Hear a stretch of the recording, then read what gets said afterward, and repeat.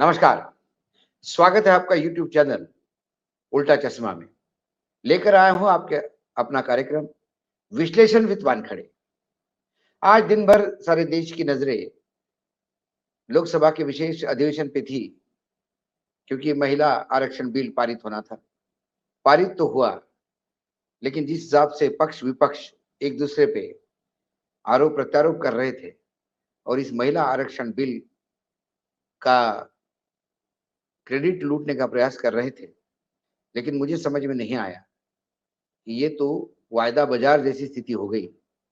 Forward trading जिसको हम कहते हैं, इसके फल तो मिलने हैं 2024-26 के बाद, यानी 2000 शायद 29 के चुनाव में, लेकिन क्रेडिट अभी से ले रहे हैं।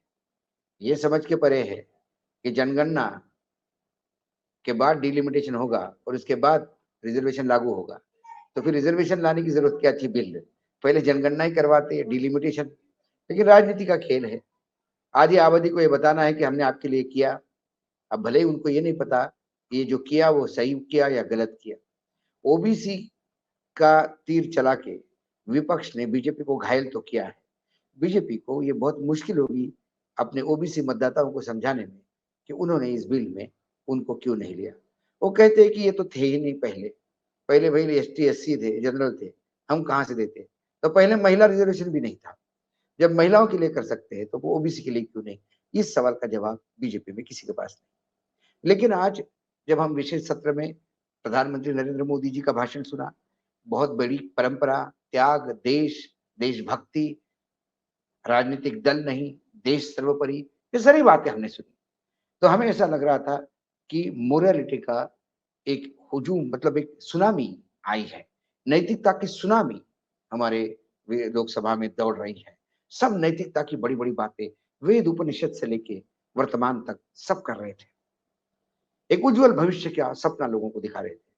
लेकिन वर्तमान में सरकार कितना फ्रॉड करती है, कितनी गलत बातें करती है, ये मैं नहीं कह रहा हूँ। ये सीएजी की रिपोर्ट कह रही है कि फाइनेंशियल फ्रॉड्स सरकार के कैसे हैं। कुछ फ्रॉड्स की डिटेल्स, क्योंकि बहुत बड़ी होती है सीएजी रिपोर्ट, पढ़ने में 1 साल लग जाए आदमी। तो इसलिए कई लोग अलग-अलग चैप्टर्स को देख रहे हैं।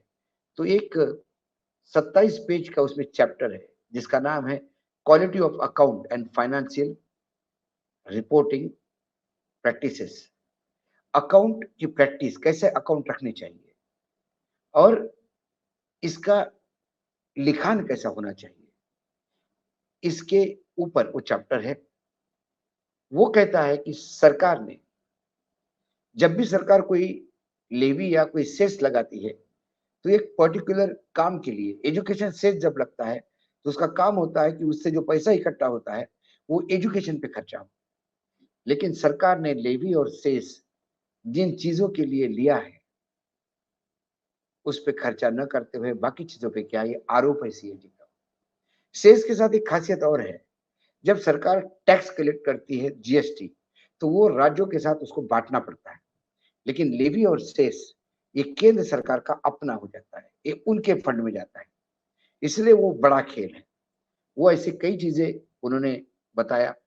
तो जो सरकार के पास जो 3 फंड है, मतलब मोटे-मोटे तौर पे बताता हूँ, अकाउंटिंग सिस्टम में जो सरकार ने फ्रॉड किया, उसमें कंसोलिडेटेड फंड ऑफ इंडिया है, जिस पूरे सरकार के पास जितनी भी इनकम है उसमें चली जाती है, जो भी पैसा आता है उसमें जाता है। एक सरकार के पास दूसरा अकाउंट है, जो कॉन्टिजेंसी अकाउंट होता है। कोई आपदा आ गई तो तब सरकार कुछ उसमें से निकालती है पैसे। तो उसका एक 30,000 करोड़ रुपए फिक्स है कि इसमें इतने होने चाहिए, कैप है उसका। और एक दूसरा एक अकाउंट होता है जो ट्रस्ट अकाउंट है। वो एक ट्रस्ट फॉर्म करते हैं, जिसमें पीएफ का पैसा, स्मॉल की सेविंग का पैसा, जो सरकार का नहीं, लोगों का है, सरकार के विश्वास पे रखा हुआ, वो उसमें आता है। और इन्हीं तीनों अकाउंट से सरकार ऑपरेट करती है। लेकिन प्रधानमंत्री के अधीन जो स्पेस विभाग है, उस स्पेस विभाग ने 16 करंट अकाउंट खोल के अलग-अलग नामों से करोड़ों का उसमें व्यवहार किया है। अब वो व्यवहार सही किया या गलत किया, ये तो पता नहीं। लेकिन वो सिस्टम के खिलाफ था, गैर कानूनी था, ये सीएजी कहती है। सीएजी का ऑब्जेक्शन ये है कि हमने एक बार पकड़ा और आपको समझाया, आपने कहा कि आगे ऐसा नहीं होगा, फिर अगले अकाउंट में हमको वही पाया गया और हमको वही दिखाई देता है। सीएजी ने कहा सरकार खेल कैसी करती है। सरकार हमेशा ये कहती है कि 2003 का एक एक्ट है, fiscal responsibility and budget management act, जिसे एफआरबीएम कहते हैं। ये एक्ट क्या बोलता है कि जो घाटा होता है वित्तीय बजट का, वो फिस्कल जो जीडीपी है हमारा, वो जीडीपी के 3% होना चाहिए। इससे ज्यादा हम अलाउ नहीं करते। लेकिन सरकार का जो रवैया है वो कभी भी 3% पे नहीं रहा। 2021-22 में ये 6.7% था और अब 5.9% है, करीब करीब 6%। तो ये जो वित्तीय घाटा बढ़ता है, ये सरकार के अर्थनीति के लिए बहुत घातक है।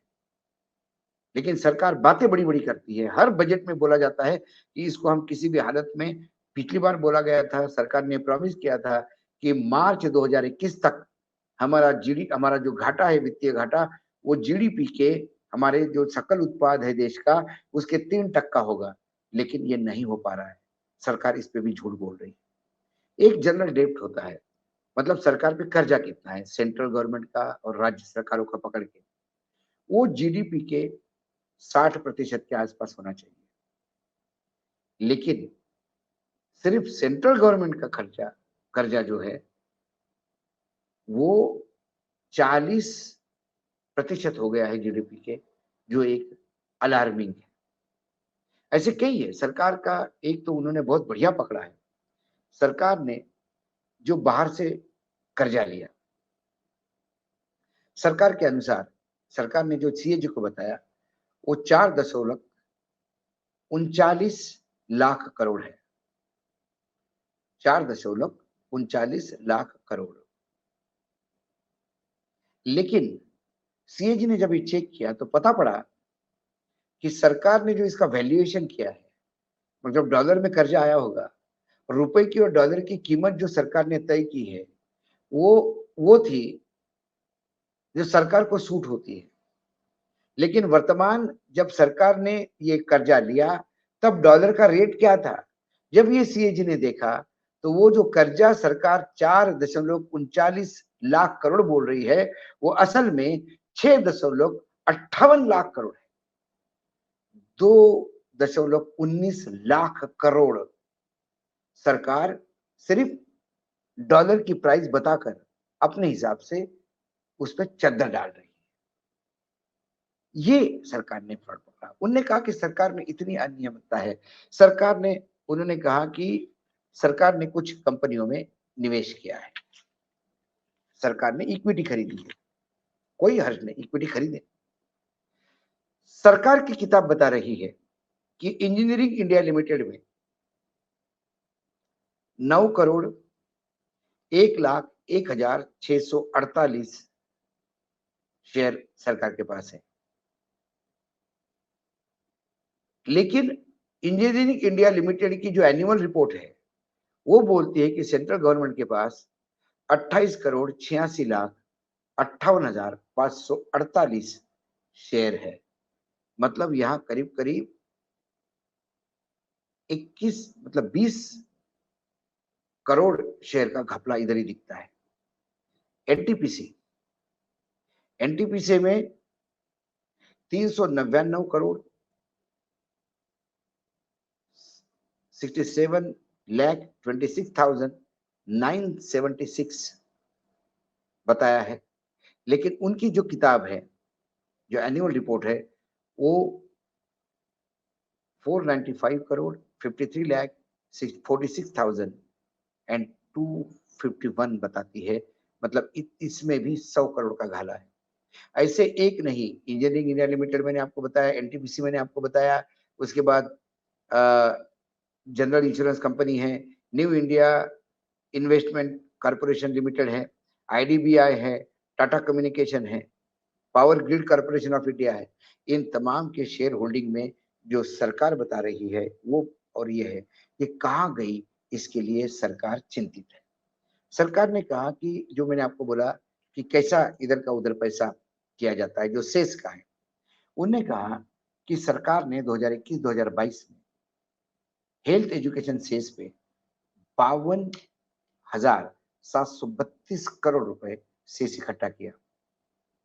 उसमें प्रारंभिक शिक्षा कोष में 31,788 करोड़ रुपए दिया, 60%। बाकी जो पैसा था 40%, वो माध्यमिक उच्चतर शिक्षा कोष और प्रधानमंत्री स्वास्थ्य सुरक्षा निधि को जाना था। अब माध्यमिक उच्चतर शिक्षा कोष ये जुलाई 2017 में स्थापित हुआ और प्रधानमंत्री स्वास्थ्य सुरक्षा ये मार्च 2021 में स्थापित हुआ, लेकिन दोनों भी मार्च 2022 तक शुरू ही नहीं हुए थे। तो फिर वो जो पैसा 40% था शेष का, वो कहां गया, ये सरकार पे पूछने के सरकार मौन है। मतलब 52,000 करोड़ में से 31,000 करोड़ के 20-21,000 करोड़ रुपए गायब है। स्वच्छ भारत शेष लगाया, करीब करीब 0.5% लगाया, तो वो 80-20 के इसमें रेशो में जाना था, क्योंकि अर्बन जो हमारा शहरी विकास मंत्रालय वो भी स्वच्छता पे काम कर रहा था और जो हमारा वाटर रिसोर्स डिपार्टमेंट है, पानी जल शक्ति मंत्रालय, वो भी कर रहा था। लेकिन जो 12,400 करोड़ रुपए जो आया, उसमें से एक ढेला अर्बन मिनिस्ट्री को नहीं मिला। उन्होंने 160 करोड़ रुपए करीब करीब खर्चा किया स्वच्छता मिशन पे। वो पैसा लगातार मांग रहे हैं और ये पैसा देने को तैयार नहीं है। ऐसे कई चीजें सरकार की ओपन हुई है। तो जब मैं इस विशेष सेशन में जो सदन का जो विशेष सत्र है, उसमें जब बड़ी बड़ी बातें सुन रहा था मैं कि क्या मोरलिटी की बातें सुन रहा था, नैतिकता की बातें सुन रहा था। मैंने बोला ना, जो नैतिकता की सुनामी आई है वो सुनामी ढकोसती दिखती है। सरकार की नैतिकता की बातें ढकोसती दिखती है जब सीएजी की रिपोर्ट सरकार के वित्तीय मामले में कितनी गड़बड़ करती है सरकार, इसको रेखांकित करती है। इसके बाद सरकार कहती है कि हम भ्रष्टाचार की लड़ाई लड़ रहे हैं। ऐसे सरकार से भगवान बचाए। आज इतना ही, कल फिर आता हूं किसी विषय के साथ। तब तक आप देखते रहिएगा यूट्यूब चैनल उल्टा चश्मा।